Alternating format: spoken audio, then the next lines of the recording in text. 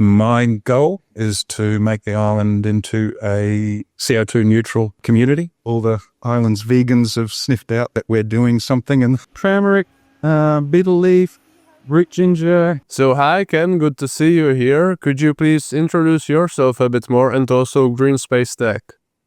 Sure. My name is Ken Hawkins, and I'm project lead of GreenSpace Tech, which is a hydroponic initiative that we've started on Christmas Island out in the Indian Ocean for PRL, which is a phosphate mining company that's got a very long association with the island. There's 140 years of mining history on the island, and we're about 400 kilometres south of Java. We're about 3,500 kilometres from either Perth or Darwin in Australia. So we're out in the middle of nowhere, very deep water around us. We're just off the Java Trench, and the island itself is I think it's about 400 square kilometres or something, but very rugged, a lot of jungle, some rehabilitated mining areas, and not a whole lot else. Small community, there's about 1,000 people. The great thing about the island is it's a very multicultural community. We've got a Malay community, we've got a Chinese community, and we've got a European community, and all kind of melded. And so great cuisines, great cultural events and background. But one of the troubles with the island is that there hasn't been a whole lot of fresh food. So a couple of years ago now, the mining company got a small grant from the government to do a hydroponic and controlled environment agriculture trial. They asked me to come and set it up for them, which we did. We've got a small site, it's about 1,000 square meters, and it's actually an old wet bin for the mine. They used to dump phosphate in here before they sent it to dryers. So we've got walls all around it, so it's not ideal for agriculture because we don't get much in the way of breezes, and we've got a lot of thermal mass, so it gets rather warm in here. But it was available land. We had water, we had power, and a very big need for produce on the island. So I jammed in as much equipment as I could in the space because we wanted to do a proper trial, but we also wanted to get some usable produce out of the whole process. Initially, we started off with NFTs, ebb and flow tables, deep water culture, and I got some DRFTs, which is a dynamic root floating technique system that was designed in Taiwan, but is used quite a lot in Thailand because it's a 6x2 unit that is very easy to use. It's a nice little modular piece of equipment and very productive and very useful in hot, humid tropics, which is what we are big time. We were able to, while we were building greenhouses and other equipment, we were able to assemble these Thai kits and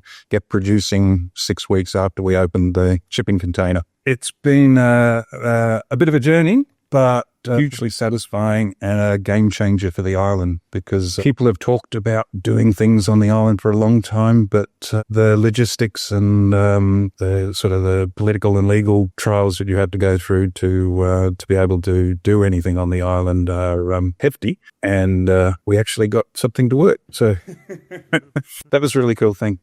Yeah, that's cool. And so the island is a part of Australia, so to say. Yeah.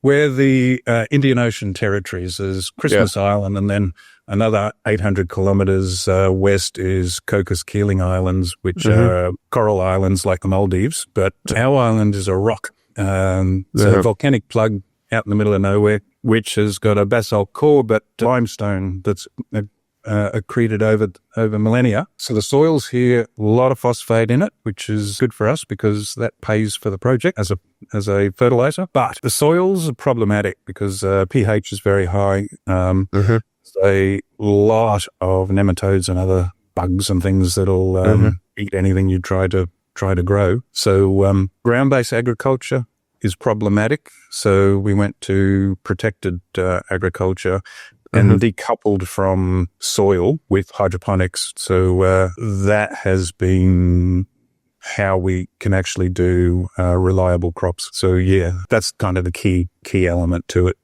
protecting your crops, but also decoupling from soil. We knock out about 100 kilos a week reliably. Our peak has been 124 on this site, which, because we're actually doing it on a mine site, we have all sorts of restrictions on who can come on site. It's a very regulated industry, and safety is paramount. So we can't do farm gate sales, which is a real pity, but we'd love to be able to sell it directly to the islanders. But we've been selling to the island's restaurants and cafes, also supplying a couple of the supermarkets. So we can get our produce out there, and concentrated on leafy greens, pretty much a 50-50 split between Asian greens, all of your pak choys, tatsoys, all of the cabbage family, and the other half is lettuce and salad greens, with the addition of some herbs, the occasional other bibs and bobs. We're doing some edible flowers and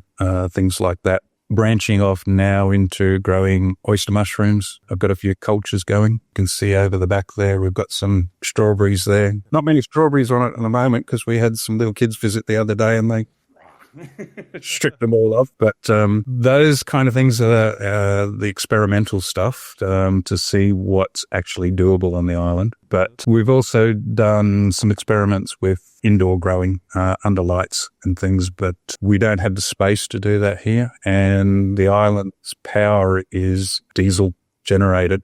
So until we actually have a larger space and renewable energy to feed into it, there's no real benefit in doing environmentally controlled agriculture until we can do it properly. So everybody on the island gets their electricity from diesel?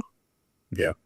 There's a few on-roof solar arrays on housing, and the company has a few buildings with it on, but not anywhere near the amount that's necessary. So I've never heard a society that runs on diesel for electricity. Oh, look, island communities, it's typical. Yeah. Like, a lot of your resort islands and things now, because the cost of battery and solar has dropped so much, you'll see a lot of it, but you'll still have diesel generators as a backup more often than not if it's a community that doesn't have sort of a green mandate. Then you'll have a diesel genset supplying the grid. And how much does your electricity cost? Is it like way more than normally? Oh, I think it's about 29 cents a kilowatt hour, which it's subsidized because we're a remote community. There's a lot of government input into cost, but the other side of that is that a lot of the fresh produce has been flown in, or it still is, to be honest. We have a freighter plane that comes in once a fortnight, adds about $10 to $14 Australian to every kilo of produce, plus the cost of handling. So, the cost of living out here is pretty damn high. One of the key things about the island is the wildlife. I don't know if you've heard about it, but the island has 21 species of crabs, land crabs, and everything from the red crabs that do the huge migration every year down to the ocean to make babies, and coconut crabs, which are enormous things. We call them robber crabs because they'll steal anything, and incredible sense of smell. So if you're having a picnic on a beach or out in the bush, as soon as you sit down and open up anything that's got food in it, bang, they start coming in. So, a lot of wild birds, boobies, frigates, all of these very exotic sort of creatures, and some pretty spectacular jungle caves, all sorts of weird and wonderful stuff. So it's very expensive to live out here. It can be frustrating to try and get anything done, and getting a hold of land is almost impossible.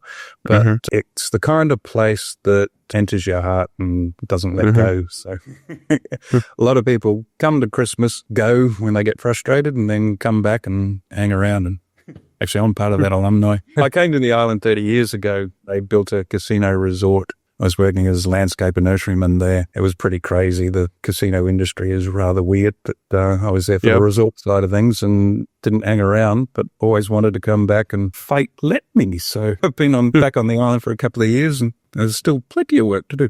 And would you like to expand your portfolio of crops into more like staples, like potatoes, rice? Oh, well, not rice maybe, but... No, anything that can come refrigerated in a container is going to be cheaper to get from the mainland than it is to do it on the island. Cost of labour here is very high, and the ancillary costs are the sort of the part that's crippling, and so that kind of makes it uneconomical to do. But access to land is the biggest problem. We started the project with intention of making this trial to see what works, what doesn't, and what can be done, and then going to a larger site so that we can actually cut into the imports on the island. We're still trying to get access to land, and that's 2 years off. So very difficult because we're a territory. We've got many levels of government that you have to deal with to get anything to happen. And that stops us, but it also has stopped anyone else from doing much. So yeah, it's a bit of a problem. And do you, for example, share your experience and know-how with other island communities from around the world? We have, well, yes, Cocos Island. Also, at the same time as we got our grant, they got 2 grants of the same amount to set up hydroponic facilities. They got theirs. Some of the people involved in that were also people that had history with Christmas Island. So we've been sharing information and every now and then a bit of kit. So that's been great. We had a couple of the guys and ladies from Cocos spend some time here, so we were able to share processes and learnings. My other work is in resort development, landscape-wise, island resort development, and I've done a lot of work in Maldives, Asia, the Oceania, doing resorts, but increasingly resorts want to have table to plate as a feature.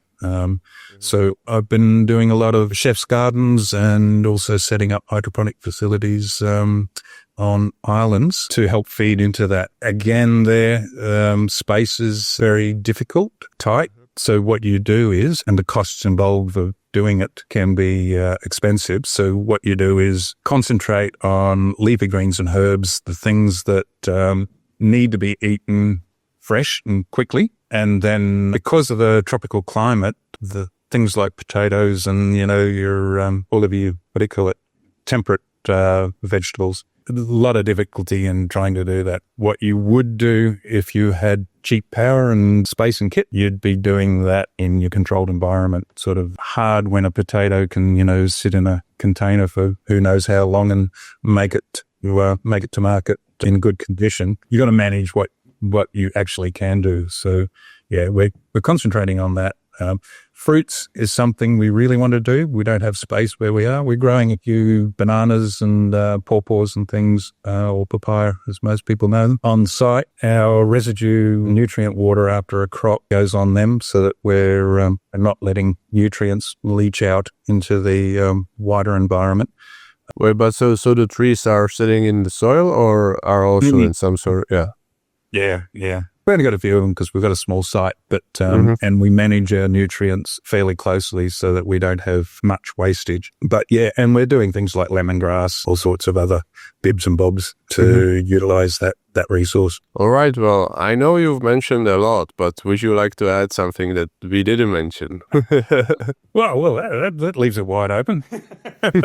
Well, one of the things actually I will mention is that one of the driving things of the project was that the island has the mine on it. It's got government facilities on it and a few other small construction companies and ancillary sort of infrastructure. But it's pretty much a one-horse town in as much as if the mine has another 10 years, I think, on the lease. After that, the mine shuts down, then pretty much the island is a bit of a backwater. So diversifying is one of the key elements that the company is looking at. What we are doing is building the bedrock on which a tourism industry could develop. Because we're so remote, because we're so close to Asia and remote from Australia, and because we're such a unique environment and I'm pretty much untapped and a spectacular environment, tourism is very doable, but with infrastructure. You'll see I'm in high vis and just about everyone on the island is. People getting off a plane are confronted with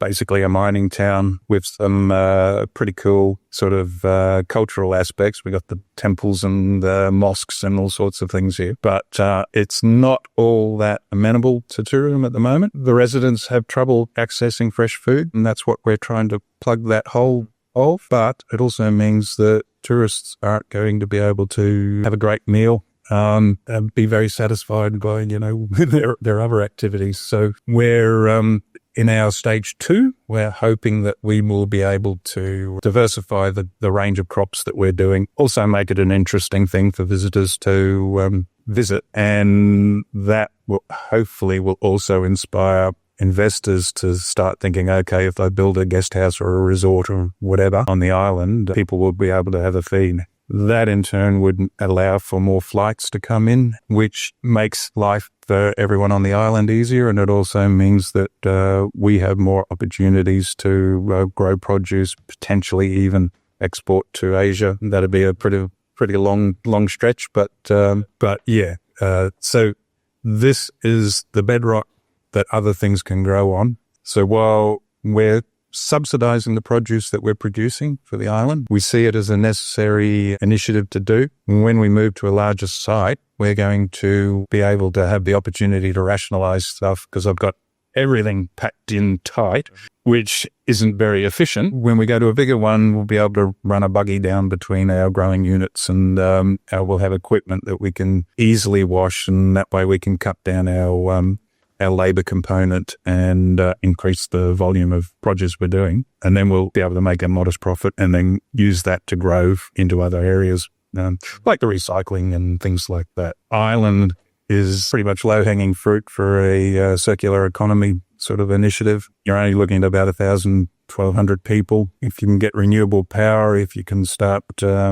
recycling all your food wastes and all the other ancillary things. My goal is to make the island into a CO2 neutral community, but there's a few ducks we need to get in a row to be able to get to that point, but we're working on it. Yeah. Well, we can try. I'll show you. Do you want to try that? All right. Walk around? Yeah. Cool. All right. So let's see if we can frame that. We'll start with the strawberries. As this a bit ratty because they got hammered. Our seed raising unit in here, we've got air conditioning and protection in here so we can get our seedlings started easily. And in here we've got it at about 22 degrees and we take it outside. Temperature range goes from about 24 lowest to about 31 highest. Typically it sits around 26 to 28. We 29. are talking Celsius, right? So, yes. Of course, we're sophisticated here. So very stable temperatures, but elevated when the humidity stays at about from probably 70 upwards. We have a wet season that goes for about 3 or 4 months, going longer this year. And then we have a dry season, quite a long dry season. Here we've got, you can see our mushrooms. Growing different varieties. You see here we've got some pink oysters coming up. I'm growing them in a non-sterile way. Laminar flow hoods and, all the periphery that you need to grow mushrooms in sterile conditions ain't going to happen out here on the rock. So what I've been doing is I've got some culture starting and I'm seeing how far I can get away with not doing anything. We're feeding them with banana leaves, shredded paper from the office, coffee grounds.